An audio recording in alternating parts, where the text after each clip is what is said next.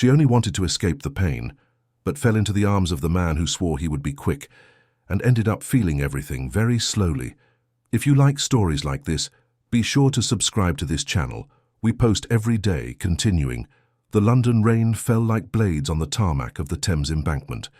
Yarrow ran between the cars stuck in traffic, her heart beating wildly against her ribs.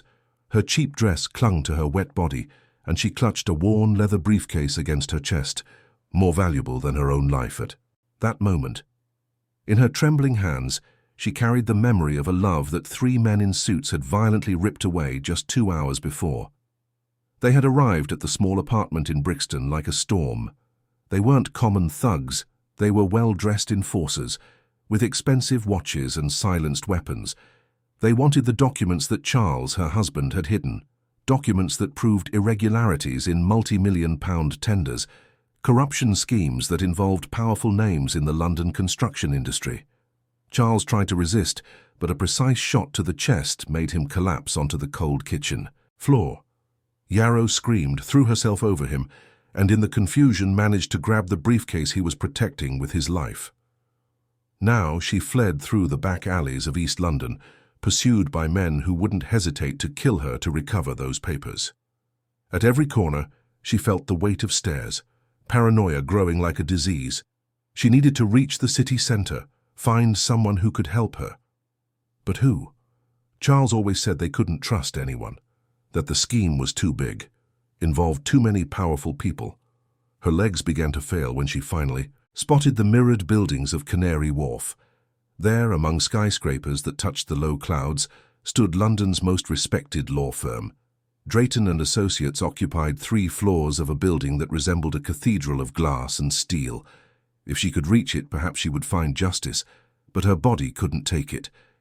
Yarrow collapsed on the pavement in front of the building, the briefcase slipping from her bloodied hands.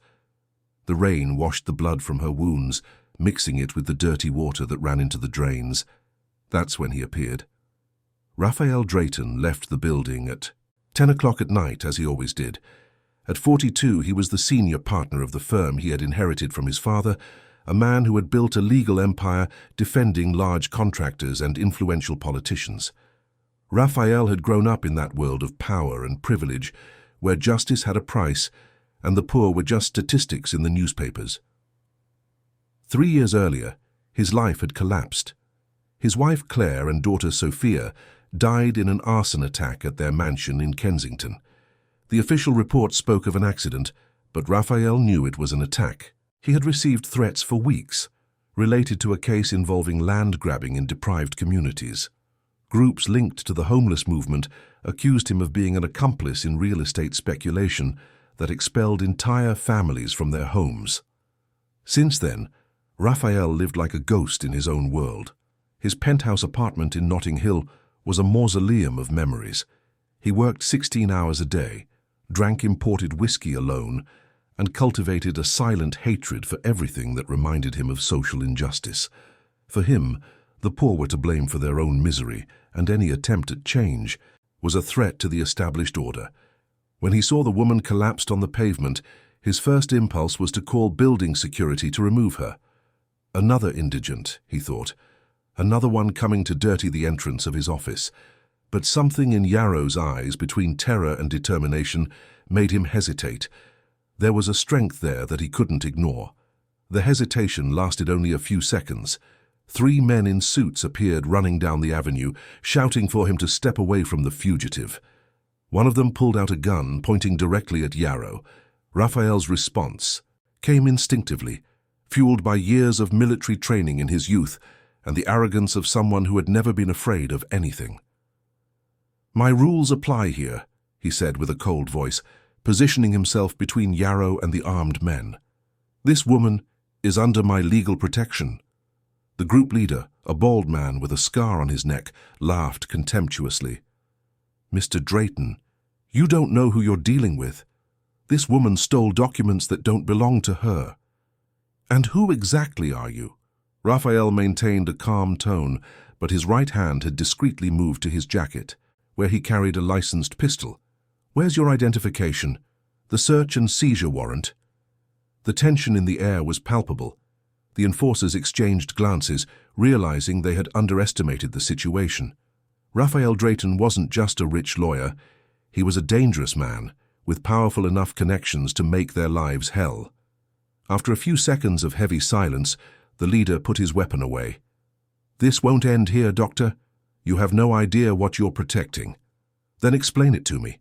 In my office, with lawyers present and everything properly documented." The men backed away, but Raphael knew they would return. He looked down and saw Yarrow trying to get up, still clutching the briefcase to her chest. There was blood on her white blouse, a stain spreading around her right shoulder. Without saying a word, he helped her to her feet and led her inside the building. The elevator ascended in silence to the 23rd floor. Yarrow watched their reflections in the mirrored doors. She, a 28-year-old woman with striking indigenous features, long black hair matted by the rain, simple clothes that betrayed her humble origins. He, impeccable in his Italian suit, perfectly combed graying hair, a man who exuded power and coldness. In the office, Raphael made her sit in a leather armchair while he examined the wound. The bullet had only grazed her, but the bleeding was considerable. With precise movements, he improvised a dressing using the first aid kit he kept in the office, a legacy from the times when he received constant threats. "You need to go to the hospital," he said without looking into her eyes. "I can't." Yarrow's voice was weak but determined. "They'll find me. They'll kill me.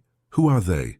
I don't know their names. I only know they killed my husband 2 hours ago because he discovered something he shouldn't have." Raphael stopped tending to the dressing and finally faced her. Yarrow's eyes were a deep brown, with golden reflections that shone even in the cold office light. There was a pain there that he recognized, the same he saw in the mirror every morning. "What did your husband discover?" Yarrow hesitated. Could she trust this man? Charles always said that rich lawyers were part of the problem, not the solution. But he had risked his own safety to protect her, and at that moment she had no choice. Charles worked as an electrician on city council projects. 6 months ago he started noticing irregularities, overpriced materials, projects that didn't match what was being executed, forged documents. He photographed everything, recorded conversations, gathered evidence. Evidence of what exactly? That very powerful people had been stealing public money for years, people who build luxury high-rises where there should be schools and hospitals, people who remove entire families from their homes to build shopping malls. Raphael felt a shiver run down his spine. The land-grabbing case that had cost his family their lives resurfaced in his mind like a ghost. Could it be a coincidence? "May I see the documents?" Yarrow clutched the briefcase to her chest. "How do I know I can trust you?" The question echoed in the silent office. Raphael moved away from her and walked to the window, watching the city lights spread out like fallen stars. How could she trust him? He himself represented everything Charles and she fought against. He was a lawyer for contractors, for corrupt politicians, for unscrupulous businessmen. He had built his fortune defending exactly the kind of people who had probably killed her husband. "You can't," he replied, with brutal honesty. "I defend the same powerful people you're trying to bring down. My clients are probably the masterminds behind your husband's murder." Yarrow stared at him in surprise. She expected lies, empty promises, the polished rhetoric of lawyers. She didn't expect raw honesty. "Then why did you help me?" Raphael took a moment to answer. Because he had seen in her eyes the same despair he felt when he lost his family. Because something in her determination reminded him of Claire, who also fought for lost causes? Or simply because he was tired of living like a zombie? "I don't know," he finally admitted, "but I know those men will come back, and when they do, it will be with more people and less talk." As if his words were prophetic, the office phone rang. Raphael answered cautiously. "Mr. Drayton?" The voice was the same as the bald man's. "I hope you've reconsidered our proposal." "What proposal? You merely threatened an injured woman." "The proposal is simple. Hand over the documents and the woman, and we'll all get out of this situation without further problems. You'll continue to be the respected lawyer you've always been, and we'll resolve our issue discreetly. And if I refuse..." The silence on the other end of the line was more eloquent than any threat. Do you have family, Mr. Drayton? People you love?" The line went dead. Raphael hung up the phone with excessive force, breaking it against the receiver. Yarrow watched him with growing attention. "They know you," she said. "Apparently." "And you still helped me." "Apparently." Yarrow got up from the armchair, testing the firmness of her legs. The pain in her shoulder was bearable, but exhaustion weighed on her entire body. She walked to the window and stood beside him, observing the city that seemed hostile and welcoming at the same time. "My name is Yarrow," she said softly. "Yarrow Kalapalo. My grandmother was indigenous, from the Kalapalo village in the Scottish Highlands. She came to London in the 60s, fleeing drought and violence in the countryside. She met my grandfather in a textile factory in the East End of London. My mother was born here, grew up fighting for every opportunity. So did I." Raphael listened in silence, sensing something changing within him. Yarrow's voice had a hypnotic quality, like running water over stones. "Charles and I met at a technical school in East London. He wanted to be an engineer but didn't have money for college, so he graduated in electrical engineering and dreamed of saving enough money to go back to school. He was a good man, you know, the kind who helps neighbors, who doesn't step over anyone. And you?" I worked for an NGO that defends housing rights. I helped evicted families find lawyers, understand their rights. That's why Charles thought the documents might interest the lawyers I knew." Raphael felt a pang in his stomach. His own firm had evicted hundreds of families over the years, always within the law, always defending the interests of legitimate owners. "What kind of documents are they?" Yarrow hesitated again, but then opened the briefcase. Inside were photographs, printed spreadsheets, USB drives, and a pile of handwritten papers. Raphael picked up one of the photos, and his eyes widened. It was a floor plan he recognized perfectly, the design of the residential complex where his family had died. "Where did your husband get this?" "He worked on the construction of the Riverside Gardens estate. It was supposed to be a public housing project, but Charles discovered that the apartments are being sold as upper middle class. The materials specified in the project are not the same ones being used in the construction." Raphael leafed through other documents, his expression growing darker. Familiar names appeared in the spreadsheets: contractors who were clients of his firm, politicians who frequented his social circle, businessmen who played golf with him on weekends. "This is worth millions," he murmured. "It's worth more than that. It's worth the dignity of hundreds of families who are being deceived." Yarrow's words echoed in the office like a slap in the face. Raphael found himself facing a choice that would define not only her destiny, but his own future. He could hand over the documents to his contacts, make a lot of money, and continue living his life of privilege. Or he could do something he had never done in 42 years of existence: side with what was right. The sound of the elevator arriving on the floor broke their trance. Heavy footsteps echoed in the corridor, followed by whispered voices. It wasn't the men in suits. It was worse. It was private security, the kind of people who didn't ask questions. "We have to get out of here," Raphael said, quickly putting the documents back in the briefcase. "Where to?" "I know a place, far from the city." Yarrow stared at him with renewed suspicion. "Why are you doing this?" Raphael paused with his hand on the back door handle. The question she hadn't explicitly asked hung in the air. Why would a rich and powerful lawyer risk everything to protect a poor woman who represented everything he had always despised? The answer came as a whisper, more to himself than to her. "Because maybe it's the first right thing I've ever done in my life." They left through the fire escape as the footsteps approached the office. The rain had stopped, but the city still smelled of danger and lost opportunity.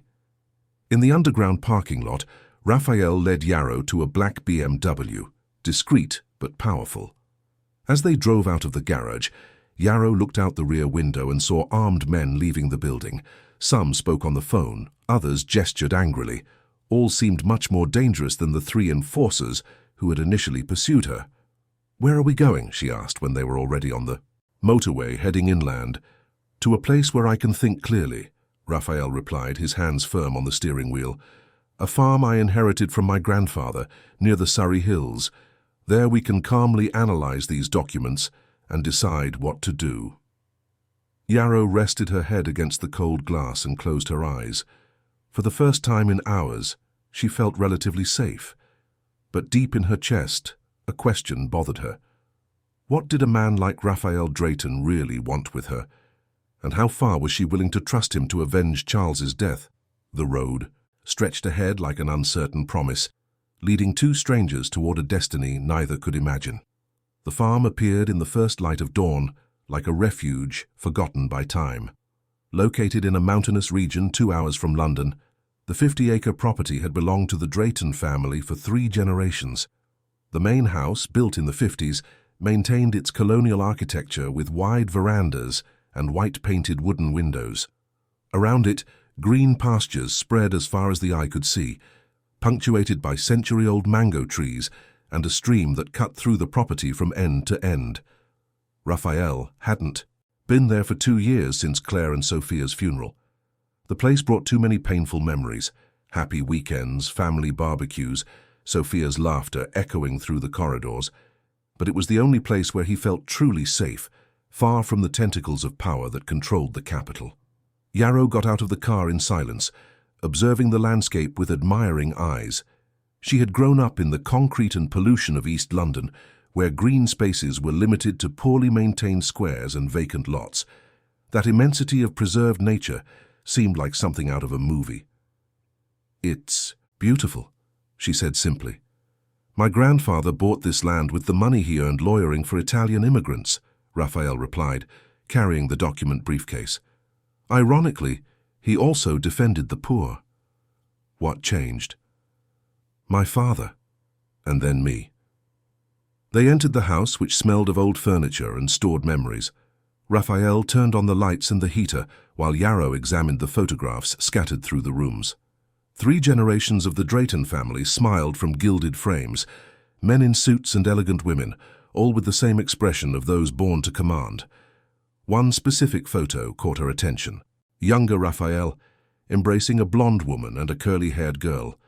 All smiled on a paradisiacal beach, happiness stamped on their tanned faces. "Your family?" she asked delicately. Raphael stopped adjusting the heater and turned around. His eyes fell on the photograph with an expression that mixed longing and pain. "Claire and Sophia, my wife and daughter. They're beautiful." They were. Silence hung between them. Yarrow realized she had touched an open wound and moved away from the photos. Raphael made coffee in the rustic kitchen while she examined the documents spread on the dining table. The evidence gathered by Charles was impressive. Photographs of inadequate materials being used in public works, recordings of compromising conversations, spreadsheets showing systematic overbilling. "Your husband was courageous," Raphael said, serving coffee in antique porcelain cups. "He was stubborn," Yarrow corrected with a sad smile. "Always. Once an idea got into his head, there was no force in the world that could make him give up."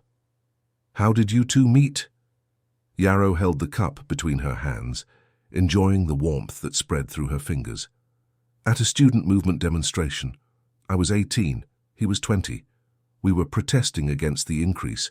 In bus fares, the police arrived with batons and tear gas. Charles protected me, took a blow to the head that left a scar." She instinctively touched her own forehead, as if she could feel the mark that wasn't there. "We've been together ever since. 10 years of struggle, shared dreams, believing we could make a difference." "And could you?" "Charles believed we could. I sometimes doubted. The world seems too big, too powerful for 2 people from East London to change anything." Raphael sat opposite her, studying her face in the golden morning light. Yarrow had a natural beauty that was independent of makeup or expensive clothes, delicate features that mixed her indigenous heritage with European blood, resulting in a harmony that captivated the eye. But it was the intelligence in her eyes that truly impressed him. "And now? What do you intend to do with this evidence?" "I don't know. Charles always said that if something happened to him, I should look for the press, investigative journalists, people who aren't afraid to confront powerful figures." "What if they're also bought off?" Yarrow looked at him sternly. "Everyone has a price, is that what you're saying?" In my experience, yes. What was yours? The question cut deep. Raphael got up and walked to the window, watching the stream run lazily between the stones. What had been his price? When exactly had he sold his soul? Respectability, he answered honestly. Belonging to the right club, dining at the table of important people, having my name in the social columns. My father taught me that in this country there are two classes of people, those who command and those who obey, and that it was better to be in the first group. And your wife, did she think the same? Raphael closed his eyes. Claire had been different, at least at first. With a degree in social work, she worked with deprived communities when they met, but her marriage to him, the luxurious life, the social pressures, eventually transformed her into a softer version of himself. Claire gave up trying to convert me to the good side, he said with bitterness. She spent the last years of her life organizing charity bazaars and dinners. She thought she was doing her part. Were you happy? The question was too intimate, but Raphael found himself answering anyway. We were comfortable.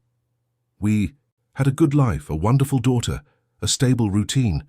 Happiness, that's too strong a word. Yarrow approached him at the window.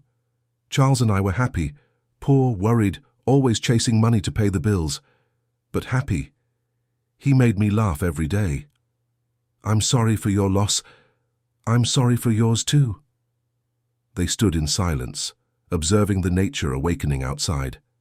Hummingbirds competed for space at the feeder hanging on the veranda, their vibrant colors contrasting with the gray morning. It was a moment of peace that neither of them had experienced in the last 24 hours. Raphael's cell phone rang, breaking the spell. He looked at the screen and frowned. It was his partner at the firm. I need to take this, he said, moving away to speak privately. Raphael, where on earth are you? Maurice Ventura's voice sounded agitated. The police were here this morning asking questions about you and a mysterious woman. What kind of questions? If you had links with terrorist groups, if your behavior had changed lately. And there's more. Some important clients cancelled meetings. It seems someone is spreading rumors about you. Raphael massaged his temples. The machine was moving. Against him, as he expected. Maurice, I need you to do something for me, discreetly. Depends on what it is. I want you to investigate my family's death 3 years ago. Really investigate this time. Hire private investigators, dig through the files, bribe whoever is necessary. Raphael, we've talked about this. It was investigated thoroughly. It was an accident. It wasn't an accident. His voice came out louder than he intended. And now I have proof that the case is linked to much larger schemes. From the other side of the house, Yarrow stopped looking at the documents when she heard Raphael's agitated tone. She realized he was talking about his dead family and felt a pang in her chest. She recognized the pain in his voice because it was just like hers. All right, Maurice said after a pause, but you need to come back to London. You can't just disappear. I can and I will for as long as necessary. Raphael, whatever obsession has taken hold of you, stop before it destroys everything we've built. The call ended. Raphael returned to the living room and found Yarrow organizing the documents into separate piles, by contractor, by project, by value involved. Problems? She asked. The pressure is mounting. They want to force me back. And will you go? Raphael watched her work with methodical efficiency, her total concentration focused on unmasking the corruption that had killed her husband. There was determination there, but also fragility. Yarrow was strong, but she was alone in the world. If he abandoned her, she wouldn't last a week. No, he replied, surprising himself. I won't. Yarrow looked up at him. Why? Because for the first time in years I'm doing something that makes sense. They spent the rest of the morning analyzing the documents. Yarrow explained the context of each piece of evidence, while Raphael identified the legal implications. Gradually, a frightening picture emerged. A corruption scheme involving the city council, contractors and law firms, diverting public funds for over a decade. Look at this, Yarrow said, pointing to a specific spreadsheet. Charles discovered that materials purchased to build nurseries are being used in luxury condominiums. Meanwhile, the nurseries receive second-rate material that fails technical inspections. Raphael recognized several names on the spreadsheet, clients of his own firm. Nausea rose from his stomach to his throat as he realized how complicit he had been. "There's more," Yarrow continued. "Entire families are being evicted from public lands to make way for shopping malls and gated communities. The evictions are legalized through forged documents. How did your husband get access to all this?" Charles was smart. He knew that as just an electrician, no one would pay attention to him, so he kept his ears open, photographed documents left on tables, recorded conversations when the bosses thought no one was around. It was dangerous. He knew the risks, but he said he couldn't stay silent watching people being robbed. Raphael got up and walked around the room, absorbing the magnitude of what he had discovered.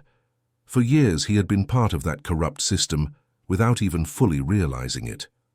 Or perhaps he realized and chose to ignore it as long as the fees remained high. "Yarrow," he finally said, "I need to tell you something about my family's death."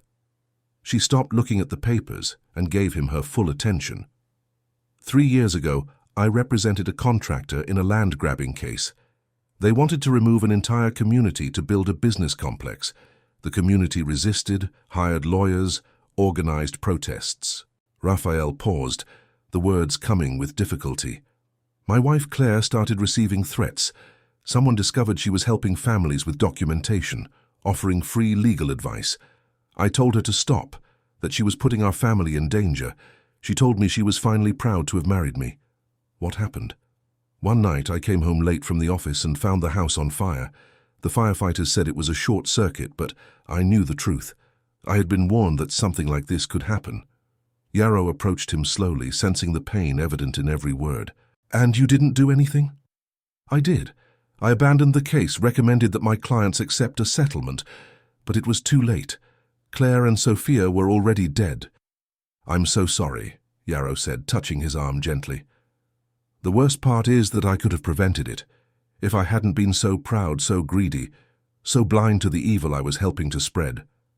They stood in silence for a moment, united by the pain of loss and the guilt of the survivor. It was then that the sound of approaching engines broke the morning peace. Raphael ran to the window and saw 3 black cars coming up the dirt road that led to the house. They weren't passenger cars. They were SUVs with tinted windows, the kind private security companies used for dirty work. "They found us," he said, turning to Yarrow. "How?" "Car GPS, toll cameras, cell phone. There are 1,000 ways." Yarrow began to gather the documents with desperate movements, but Raphael held her hands. "No time. We need to leave. Now." "What about the documents?" "They're just paper. The truth is in your head and mine." They left through the back door. As the cars stopped in front of the house, Raphael knew every inch of that property since childhood, all the trails, hiding places, and escape routes.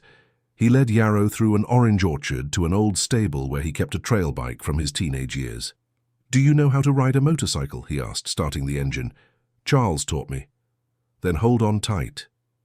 They sped through the woods, following an almost invisible trail that led to the neighboring property.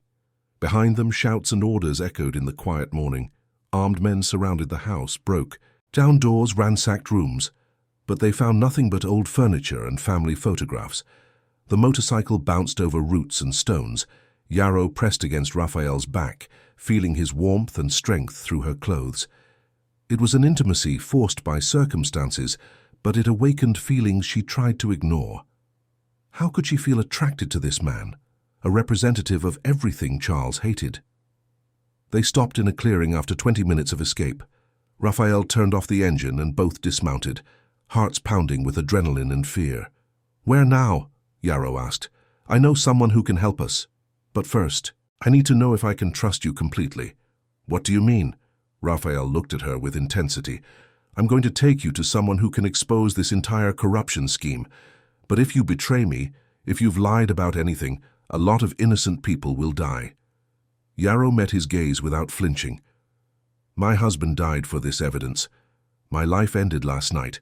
The only thing keeping me going is the possibility of getting justice. You can trust me." "And me? Can you trust me?" The question caught Yarrow off guard. Could she trust him, a rich lawyer who had spent his life defending corrupt and oppressive people? A man who admitted to having contributed to the tragedy that destroyed his family. But there was something in his eyes, a desperate sincerity she recognized. Raphael was trying to redeem himself, just as she was trying to avenge Charles. Both were broken people trying to fix a world that seemed irreparable. "I think so," she finally replied. Raphael nodded and started the motorcycle again. As they rode away from the clearing, neither of them realized that something deeper than mutual trust was growing between them. It was the beginning of a connection that would test everything they believed about themselves and the world. The person Raphael was looking for lived in a vertical favela in central London, a building occupied for 10 years by homeless families who had transformed each floor into a small community. Helen Sawyer had been a federal judge until she was removed for inappropriate conduct. Translation, she didn't accept bribes and insisted on judging rich and poor alike. Now, at 60, Helen commanded a network of independent journalists and grassroots lawyers who documented abuses of public power. Her apartment on the 12th floor of the occupied building was simultaneously a newspaper newsroom, a law office, and a refuge for those who needed to hide.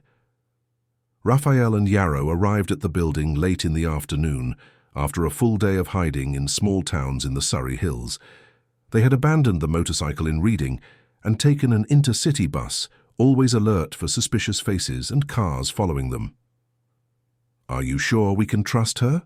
Yarrow asked as they climbed the dimly lit stairs of the building. "Helen was the only judge who had the courage to face me in court," Raphael replied, stopping on the 8th floor to catch his breath. "She called my client a scoundrel to his face and even threatened to sue me for obstruction of justice." "And that's good?" "It means she can't be bought." They continued climbing, passing through corridors where children played and women hung clothes on improvised lines. The smell of homemade food mixed with dampness and mold, creating an atmosphere that was both welcoming and oppressive. Yarrow felt at home. It was an environment she knew well. Raphael, on the other hand, tried to disguise his discomfort at being in a place that represented everything he had always avoided. Helen greeted them at the door with an ironic smile. Short grey hair tied in a messy bun, thick prescription glasses balanced on the tip of her nose. She wore a Che Guevara t-shirt and worn jeans. "Raphael Drayton in my humble abode," she said with a cigarette-roughened voice. "The apocalypse must be near. Helen, we need to talk. I imagine. Come in, but wipe your feet. This isn't your crystal office." The two-room apartment was crammed with books, dossiers, old computers, and stacks of newspapers. The walls were covered with photos of demonstrations, news clippings, and city maps marked with colored pins. A small window offered a panoramic view of the city, from the skyscrapers of the city to the favelas of East London. "Who is she?" Helen asked, observing Yarrow with curiosity. "Yarrow Calapalo, Charles Ferreira's widow." The name made Helen straighten in her chair. "Charles Ferreira? The electrician who was murdered the day before yesterday?" "You knew my husband?" Yarrow asked, surprised. "Not personally, but I received a message from him 2 weeks ago. He said he had important information about corruption in the construction industry and wanted to schedule a meeting. I replied that I was interested, but he never contacted me again." Raphael and Yarrow exchanged glances. Charles had tried to deliver the evidence to Helen, but was killed before he could. "He uncovered a multi-million-pound scheme," Raphael said, summarizing everything they had discovered in the documents. Helen listened in silence, taking occasional notes, her eyes shining with growing interest. "And you, Raphael? What's your role in this story? Last time we met, you were on the other side of the table defending property speculators. Things have changed." "How so?" Raphael hesitated. How to explain the transformation that was happening within him. How to admit that 20 years of certainties were crumbling. "I discovered that my family's death was not an accident. It was an assassination ordered by the same groups that killed Yarrow's husband." Helen took off her glasses and slowly cleaned them, a habit she developed when she needed to think. "Do you have proof of that?" "Not yet, but I will." "Raphael," Helen said seriously, Do you know what you're asking me? If I investigate and publish this story, I will awaken the wrath of very powerful people who have already tried to silence me before and will not hesitate to try again. I know. And you, young lady? Helen turned to Yarrow. Are you aware of the danger you're in? These men have already killed your husband. They won't hesitate to kill you too. Yarrow straightened her shoulders. They've already destroyed my life. I have nothing left to lose. We always have something to lose, Helen gently corrected. The question is whether the risk is worth it. She got up and walked to the window, watching the city lights begin to come on. Do you know you're being sought? By the police. There's an arrest warrant out for both of you for criminal association and terrorism. What? Raphael stood up startled. It was on the afternoon news. You're accused of belonging to a radical cell planning attacks against public authorities. Yarrow felt the ground open beneath her feet. But that's a lie. Of course it is. But well-told lies sometimes sound truer than the truth itself. Helen sat back down, crossing her legs over the chair. So? Do you still want to go through with this? Raphael looked at Yarrow, seeing in her eyes the same determination that he felt growing within himself. There was no turning back. They had gone too far to give up now. We do. Helen smiled for the first time since they arrived. Then let's get to work. But first you need to disappear completely. I have a safe place where you can hide while I verify the information and prepare the report. Where? A historic rural community in the Peak District near Bakewell. Their leader, Benedict, owes me a few favors. You'll be safe until everything is ready for publication. She got up and began to separate some dossiers from a bookshelf. I'll go with you. I need a few weeks away from the city anyway, and there I can work peacefully.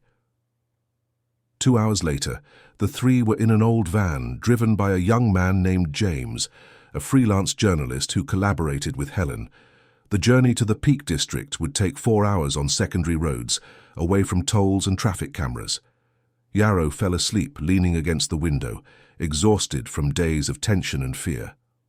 Raphael observed her profile in the faint light coming through the window. The gentle curve of her nose, her slightly parted lips, her long eyelashes casting shadows on her cheeks. There was a serene beauty about her that contrasted with the strength she showed when awake. You're in love with her, Helen said softly, noticing his gaze. Raphael was startled. It's complicated. Love always is, especially when we least expect it. She just lost her husband. And I represent everything she has reason to hate. Sometimes opposites attract precisely because they are opposites, Helen philosophized. She has the passion you lost. You have the resources she needs. Together you can complement each other. What if we're just united by circumstance? By a mutual need for revenge? Then you'll find that out when the revenge is over. Raphael looked back at Yarrow sleeping. When exactly had he started to see her as more than a responsibility? Perhaps when she showed him the documents Charles had risked his life to gather. Perhaps when she spoke of simple happiness in a difficult life. Or perhaps the moment she gently touched his arm, offering comfort for a pain he had held for 3 years. The van stopped to refuel in a small town lost on the road. Yarrow woke up disoriented, looking around until she remembered where she was and why. Are we there? She asked in a sleep-roughened voice. Still 2 hours to go, Raphael replied. Want to stretch your legs? They got out and walked to a small snack bar next to the station. The place was almost empty, just an old truck driver drinking coffee and a station attendant watching television. On the screen, a news report showed their photos. Wanted for questioning regarding terrorist activities, the presenter said. Raphael Drayton, London lawyer, and Yarrow Calapalo, suspected of links to radical groups. Any information should be communicated immediately to the authorities. Yarrow pulled the hood of her borrowed hoodie over her head. Raphael lowered his head, pretending to fiddle with his phone. The station attendant looked in their direction for a second, but didn't seem to recognize them. 2 lattes and a sweet bun, Yarrow ordered at the counter, forcing a country accent. While they waited, she and Raphael remained silent, pretending to be an ordinary couple on an ordinary trip. But when their hands accidentally touched while picking up the change, an electric current passed between them. Raphael held her fingers for a second longer than necessary, and Yarrow didn't. Pull them away. "Sorry," he murmured. "No need to apologize," she replied, blushing. They returned to the van with a new tension in the air. Helen observed them with renewed interest. Something was changing in their dynamic, an intimacy that went beyond the need for survival. "Not much further to go," James said as they resumed their journey. "Benedict's community is in a very isolated area. You'll have privacy to think about the next step." The privacy turned out to be more intense than either of them expected. The historic rural community consisted of 15 families who lived from family farming and rural tourism. The houses were simple but comfortable, built with wood and clay scattered around a central square where the church, school, and community house were located. Benedict was a 50-year-old black man with grey hair, hands calloused from working the land since childhood. He greeted Helen with warm hugs and welcomed Raphael and Yarrow with respectful courtesy, without asking questions about their presence there. "You can stay as long as you need," he simply said. "Here you are at home." The house offered to them was on the edge of the forest, near the river that cut through the property. It was small, 2 bedrooms, living room, kitchen and bathroom, but cozy. Yarrow chose the smaller bedroom, leaving the larger one for Raphael. Helen would stay in the community house where there was internet and space to work. On the first night they dined with Benedict's family, rice, beans, free-range chicken, cassava, and vegetables harvested from the garden. The conversation flowed naturally between everyday matters and community stories. Raphael found himself relaxing for the first time in days, feeling accepted in an environment that would normally make him uncomfortable. "Mr. Raphael," said Mrs. Mary, Benedict's wife, "you seem tense. City life is bad for the soul." "It's true," he admitted. "Sometimes we don't even realize how trapped we are in a routine that suffocates us." Yarrow watched him converse naturally with people whom, in other circumstances, he would consider inferior. There was sincerity in his words, as if that simple environment was awakening a truer version of who he was. After dinner, they walked around the property under a starry sky that was impossible to see in London. The sound of the river flowed like a constant melody, mixed with crickets and owls. It was a peace that both had forgotten existed. "It's beautiful here," Yarrow said, stopping on a wooden bridge over the river. "It is." Raphael leaned on the railing beside her. "It makes you think about what really matters in life." "And what matters?" He took a moment to answer, watching the dark water flow under the bridge. "Honesty, true connections, doing the right thing, even when it's difficult. Charles always said that no matter how many obstacles we encounter, if we are on the right side of history. Your husband was a wise man." He was. Yarrow turned, to face him. "But he's gone, and I need to move on." The phrase hung in the air between them, laden with multiple meanings. Raphael understood that she wasn't just talking about avenging Charles's death, but about allowing herself to live again. "Yarrow," he began, but she raised her hand. "Don't say anything now. It's still too soon. For both of us." She moved away from the bridge, heading back towards the house. Raphael stood there for a few minutes, battling feelings he didn't know how to name. He desired Yarrow in a way that went beyond the physical. He wanted to know her thoughts, her memories, her dreams. He wanted to protect her, but he also wanted her to save him from the darkness in which he had lost himself. When he finally returned home, he found Yarrow in the living room, drinking tea and looking out the window. She had changed out of her dirty clothes into a simple dress borrowed from Mrs. Mary, and her loose hair fell like a dark cascade over her shoulders. "Can't you sleep?" he asked. "No. And you?" "Me neither." Raphael sat in the armchair opposite her, maintaining a respectful distance. But the air was charged with a tension that neither of them could ignore. "Raphael," she finally said, "I need to ask you something. Anything you want. If we find out who killed Charles, what will you do?" The question was deeper than it seemed. She was questioning how far he was willing to go, whether his transformation was genuine or merely circumstantial. "I will seek justice, in the correct way, through the law. And if the law doesn't work, if the culprits are above it?" Raphael thought carefully before answering. Throughout his career he had used the law as a tool of power, molding it to serve his interests and those of his clients. Now for the first time, he wanted it to truly serve justice. Then we will find another way, but always doing the right thing. Yarrow got up and walked over to him. For a moment she stood in front of him, so close that Raphael could smell the faint scent of her shampoo. Then she bent down and gently kissed his forehead. "Good night, Raphael." She went to her room, leaving him alone with his heart pounding and his mind in a whirl. That chaste kiss had been more intimate than any passion he had experienced before. It was a promise, a glimpse of something that could blossom between them when the storm passed. From her room, Yarrow heard Raphael moving around in the living room for another hour before he finally retired. She also couldn't sleep, torn between the guilt of feeling attracted to another man so soon after her husband's death, and the recognition that Raphael was becoming something important in her life. In the darkness of the room, she touched the lips that had kissed his forehead. Charles always said that love was not private property, that the heart had an infinite capacity to love. Perhaps it was time to test that theory. Outside, the community slept peacefully, protected by the forest and the distance from a world that seemed increasingly hostile.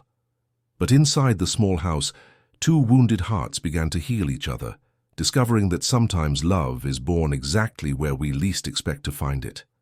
The days in the historic rural community acquired a rhythm of their own that neither of them expected.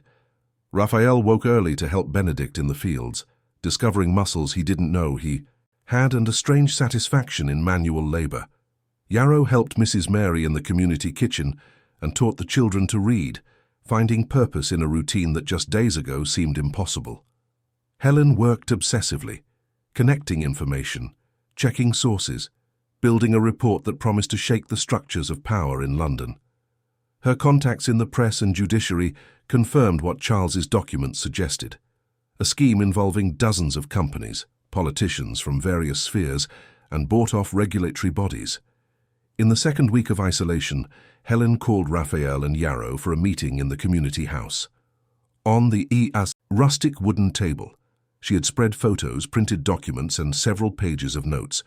"I found something that will interest both of you," she said, lighting her 10th cigarette of the day.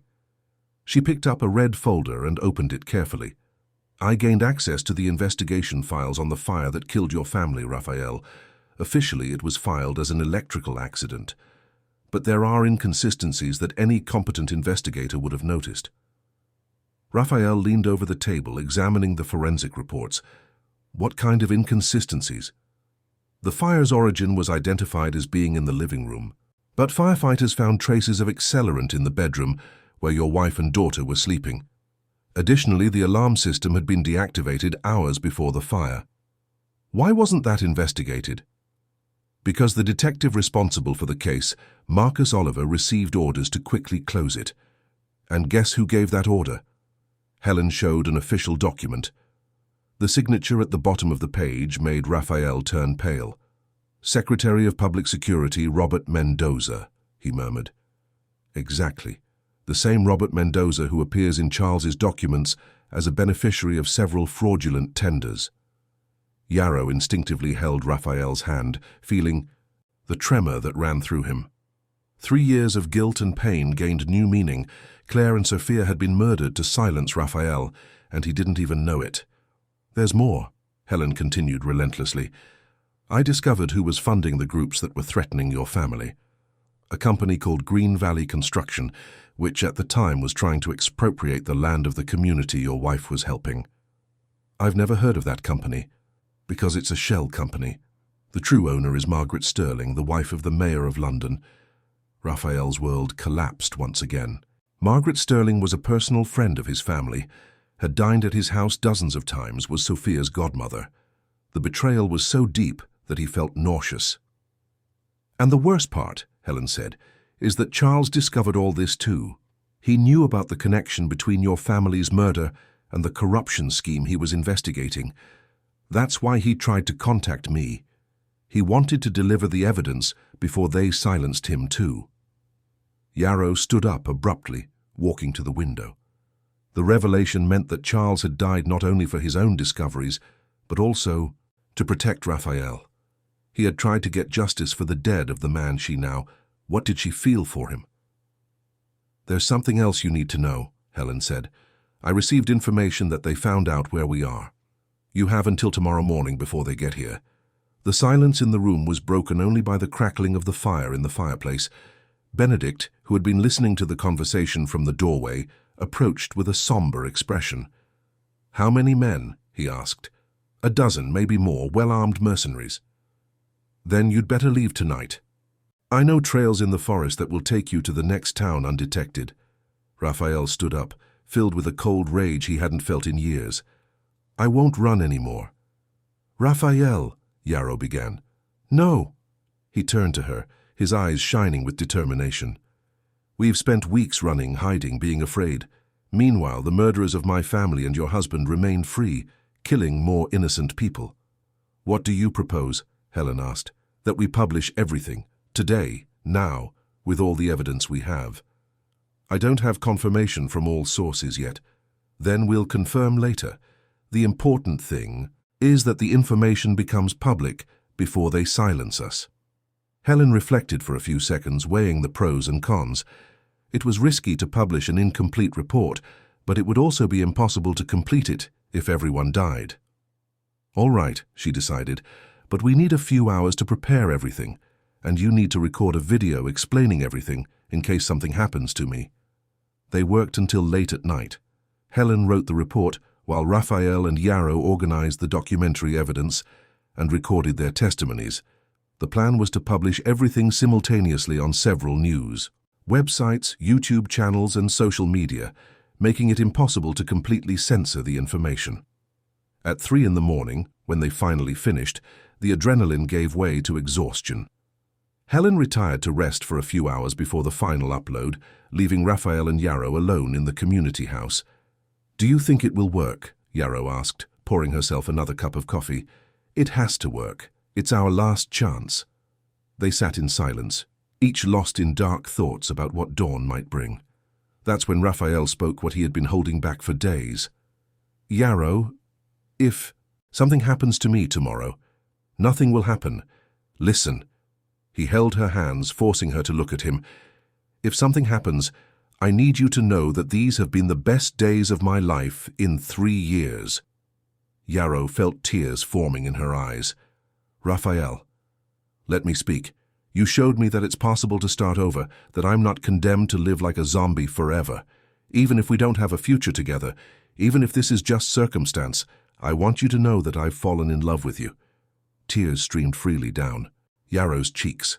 She had spent weeks fighting her own feelings, feeling guilty for betraying Charles's memory.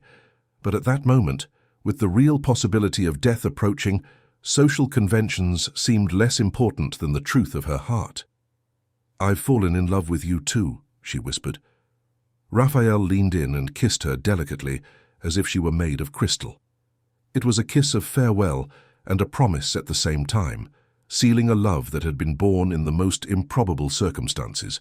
When they separated, Yarrow rested her forehead against his. "Charles always said that love doesn't die with the person who leaves, that when we truly love someone, we create space in our hearts to love other people too, without diminishing the first love. Your husband was a wise man. He was. And he would like you, Raphael. He would like to know that I'm with someone who fights for the same things he fought for." They walked hand in hand to the house where they were staying. On the veranda, they stopped to observe the stars one last time. "If we get out of this alive," Raphael said, "what do you want to do?" "Continue Charles's work. Create an organization that helps families like ours have a voice against corruption. And you?" "I want to close my firm and open another. Popular law, representing those who have never had a lawyer before. Together? If you want." Yarrow smiled for the first time in weeks, a genuine smile that lit up her tired face. "I want to." They kissed again, this time with the passion of those who knew it might be their last opportunity. Then they headed to their respective rooms, but Raphael stopped at his door. "Yarrow?" "Yes?" "I don't want to." die without at least one night with you. She turned slowly, her heart pounding wildly. The proposal was laden with meanings. Would it be a betrayal of Charles's memory, or a celebration of the life that still existed in them? Me neither, she finally replied. Raphael opened the bedroom door and held out his hand to her. Yarrow took a deep breath and accepted it, crossing a line she never imagined she would cross so soon after her husband's death. What happened that night was more than physical passion. It was two wounded souls healing each other, finding light in the darkness their lives had become. They made love with urgency and tenderness, like soldiers before battle, engraving in their memories every touch, every whisper, every moment of absolute connection. When dawn broke, they woke in each other's arms, the real world knocking at the door with its demands and dangers. Helen was already in the community house, making the final uploads of the report. "It's done," she announced when they arrived. "The story is already live on a dozen different outlets. There's no turning back." Raphael checked his phone and saw dozens of missed calls. From journalists, colleagues, authorities. The press machine was already moving, spreading the news like wildfire. "Now what?" Yarrow asked. "Now we wait," Helen said. "Either they back down because of the public exposure, or they come with everything to silence us before we can say more." The answer came 2 hours later. The sound of helicopters echoed through the quiet morning, followed by the roar of engines approaching on the dirt road. Benedict appeared running.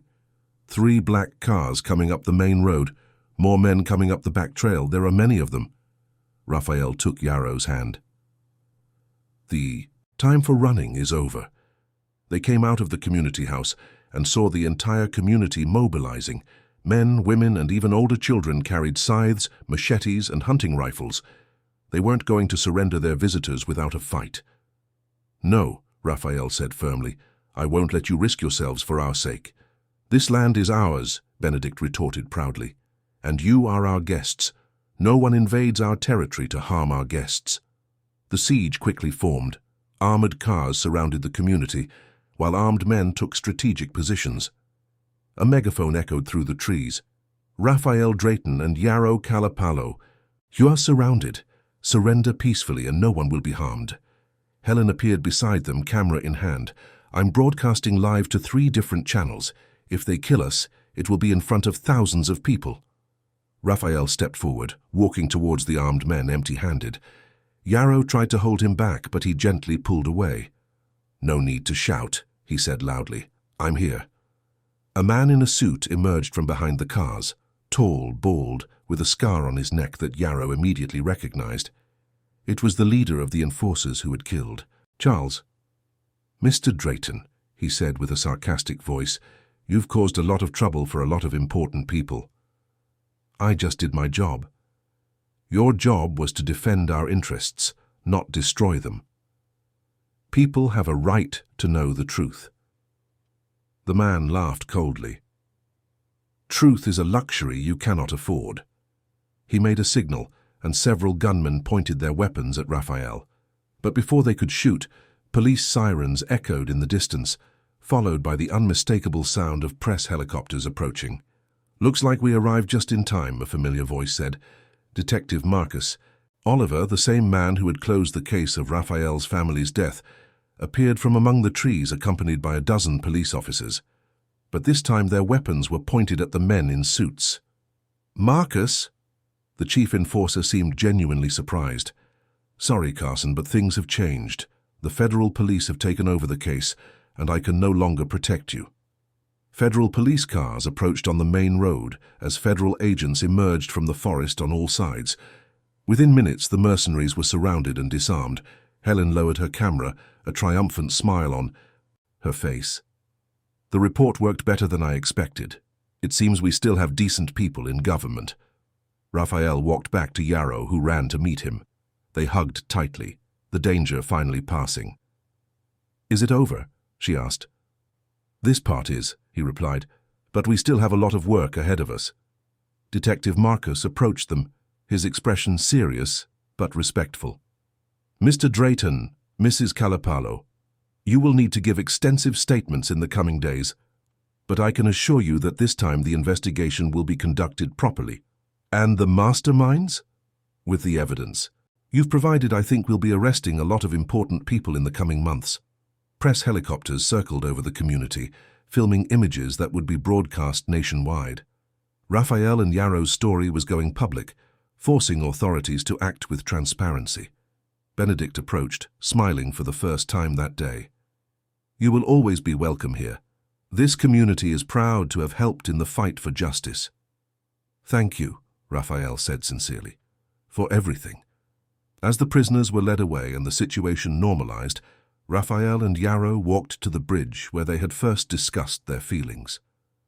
The stream continued to flow as always, indifferent to human dramas. What do we do now? Yarrow asked. We go back to London and face the consequences. It will be difficult. They will try to discredit our testimonies, question our credibility, maybe even invent new crimes. Together? Raphael pulled her closer, feeling her solidity against his body. If you want to stay with me after all this is over. I do, she said without hesitation. Charles always said that when we find our tribe, our chosen family, we should hold on to it. You are my family now, Raphael. They kissed there on the bridge over the stream, as the historic rural community slowly returned to its normal rhythm. It was a different kiss from the previous ones. It didn't have the desperation of last night, nor the hesitation of their first encounters. It was a kiss of certainty, of commitment to a future that would still need to be built brick by brick. When they separated, Yarrow touched his face with tenderness. Do you know what Charles would say if he could see us now? What? That true love isn't about possession but about liberation. That when we truly love someone, we want that person to be the best version of themselves. She smiled through tears. And you made me discover a version of myself I didn't know existed. You saved my life, Raphael replied, literally and figuratively. They walked back to the community hand in hand, ready to face whatever came next together. The fight for justice was just beginning, but now they had each other to share the burden and multiply their strength. The afternoon fell gently over the Peak District, bringing the promise of a peaceful night after so many days of tension. And, for the first time since their lives crossed on that wet pavement in London, Raphael and Yarrow could imagine a future where happiness was possible. 6 months later, the city of London buzzed with the developments of what the press had dubbed Operation Clean Brick. 17 people had already been arrested, including former Secretary of Public Security Robert Mendoza, businesswoman Margaret Sterling, and a network of public officials, businessmen, and intermediaries who had operated the scheme for over a decade. Raphael Drayton had become one of the country's most recognized faces. No longer the arrogant lawyer who defended the powerful, but the man who had abandoned privilege to fight for justice. His old luxury office in Canary Wharf had been closed, and in its place, the Charles Ferreira Institute for Citizen Defense had emerged, housed in a rented house in Notting Hill. The institute operated on a collective basis. Volunteer lawyers offered free legal assistance to evicted families, exploited workers, and victims of corruption. Yarrow coordinated the work, using her NGO experience to organize efficient service that had already helped over 500 families in 6 months. On Tuesday morning, Raphael was in court, attending the trial of another defendant. In the operation, when Yarrow called with urgency in her voice, "You need to come home now, something important has happened." Something good or bad? Good. Very good. The house they had rented together was in a quiet residential neighborhood in West London. It was simple compared to the luxury standards Raphael had known, but it had something none of his previous properties possessed. It was a real home. Plants scattered in corners, books piled on tables, photographs of happy moments stuck to the refrigerator. And most importantly, it had Yarrow in every room, making any space a welcoming refuge. He arrived and found the house full of people.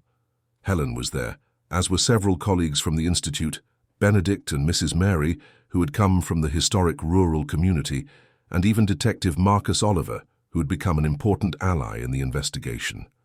"What's going on?" Raphael asked, taking off his jacket. Yarrow approached him with a radiant smile that lit up the entire room. "The Federal Public Prosecutor's Office accepted our proposal." "What proposal?" The creation of a national program to combat corruption in civil construction based on the work we developed here. They want to replicate. The institute in 10 British cities. Raphael was speechless. The proposal had been presented 3 months earlier as an idea too ambitious to become reality. The fact that it had been approved meant that their work was truly making a difference. And there's more, Yarrow continued, barely containing her excitement. They offered you the national coordination. Me? Us, she corrected. The institute. Our way of working. Helen approached with 2 champagne glasses. This is the kind of victory Charles would be proud to see. The mention of her dead husband didn't bring pain as before. Over time, Yarrow had learned to carry Charles's memory as something luminous, not somber. He had become an inspiration, not a burden. I accept one condition, Raphael said, looking at Yarrow. If you agree to be my official partner. In what sense? Raphael knelt right there, in front of all their friends, taking a simple silver ring from his pocket. In the sense of marriage. I want us to be partners in life and work. The silence in the room was broken by applause and shouts of joy from those present. Yarrow looked at the ring, then at Raphael, then at the loved ones who surrounded them. It was a proposal made in the right way at the right time, surrounded by the right people. Yes, she said, holding out her hand for him to place the ring. Yes to everything, to the institute, to the national program, to marriage, to life together. The kiss that followed was long and intense, sealing not only a loving commitment, but a partnership that promised to continue transforming lives. When they separated, both were crying with happiness.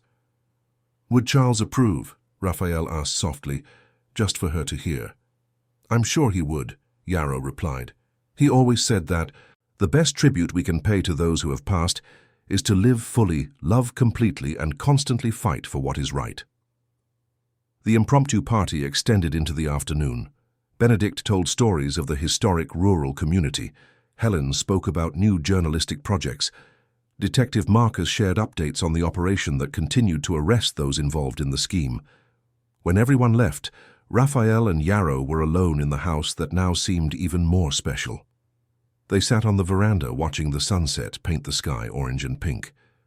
I can't believe that 8 months ago I was defending exactly the kind of people I now help to arrest, Raphael said, shaking his head. People change, Yarrow replied, resting her head on his shoulder. You changed because you found a reason to change. You were my reason. No, my love. You always had goodness within you. I just helped you remember it. Raphael kissed the top of her head, inhaling the scent that had become his personal definition of home. Remember the first night in Benedict's community, when I asked what you would do if we got out of all that alive? I remember you said you wanted to open a popular law office. And you said you wanted to continue Charles's work. We're doing both, Yarrow smiled.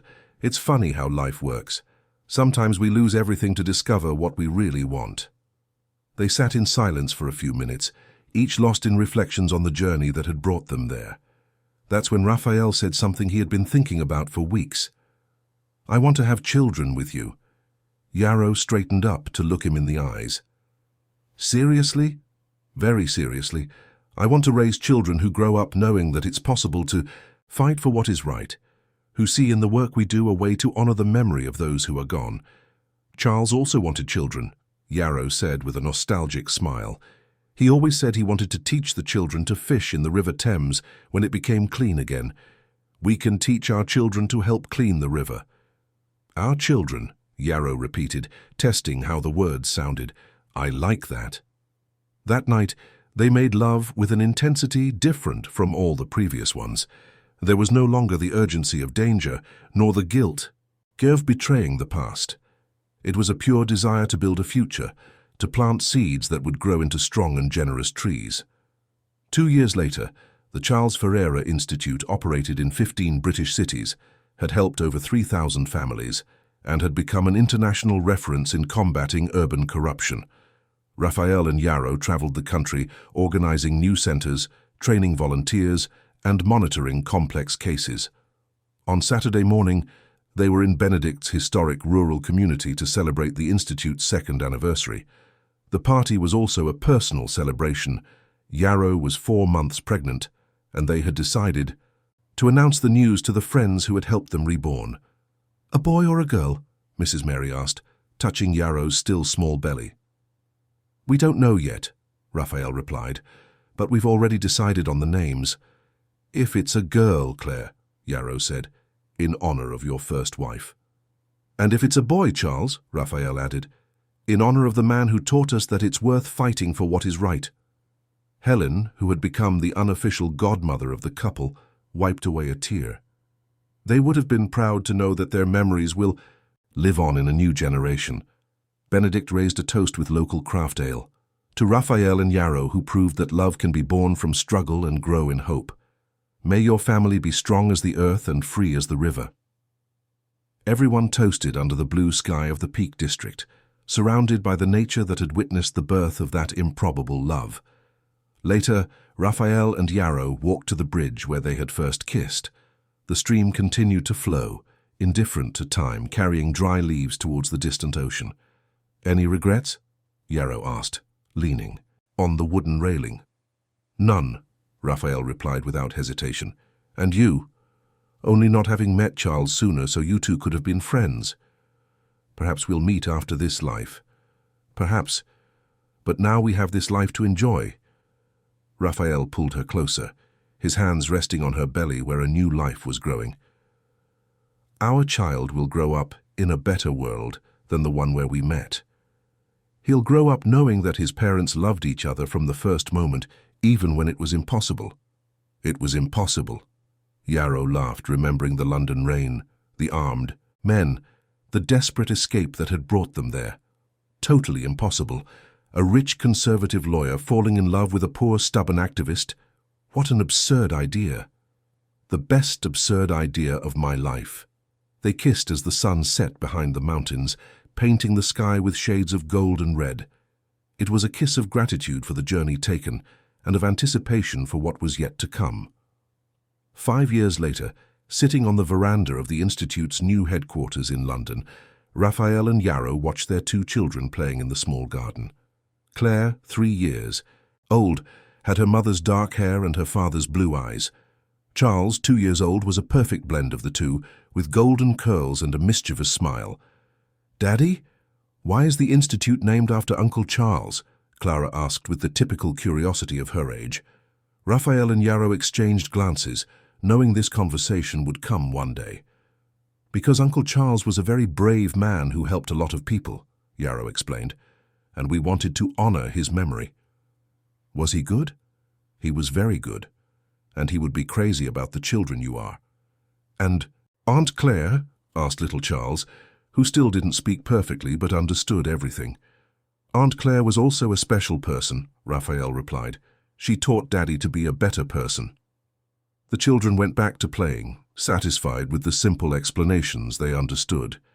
Raphael and Yarrow continued watching, amazed at the ease with which these little beings accepted the complexity of the adult world. "Do you think we made the right choices?" Yarrow asked. "All of them," Raphael replied, "especially trusting each other when there was no logic to it. And especially believing that love can grow even in the most improbable soils." The Institute's phone rang inside, probably another case of a family needing help. In a few minutes, one of them would have to answer, listen to a new story of injustice, and organize a new battle.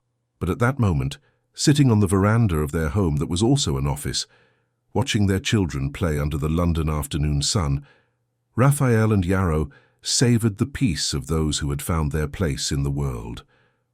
"Thank you," Yarrow said suddenly. "Why?" "For saving me that rainy night, for choosing to protect me when you could have handed me over." "Thank you," Raphael replied, "for teaching me the difference between existing and living." They kissed once more, a sweet kiss from those who had learned that true love is not one that comes easily, but one that grows strong. A love that had resisted persecution, the difference of worlds, the guilt of the past, and the pressures of the present. A love that had transformed 2 broken people into an entire family. The sun set over London, the city that had witnessed the improbable meeting between a lost lawyer and a courageous widow. And while millions of people rushed through the streets in search of their own destinies, Raphael and Yarrow remained there on the veranda of their simple home, knowing that they had already found everything they were looking for. Life was good, sometimes difficult, always challenging, but immensely good. And they would live it together day after day, building a legacy of justice and love that would forever honor the memory of those who had left so that they could find each other. Love had won. Slowly, with patience, but it had won.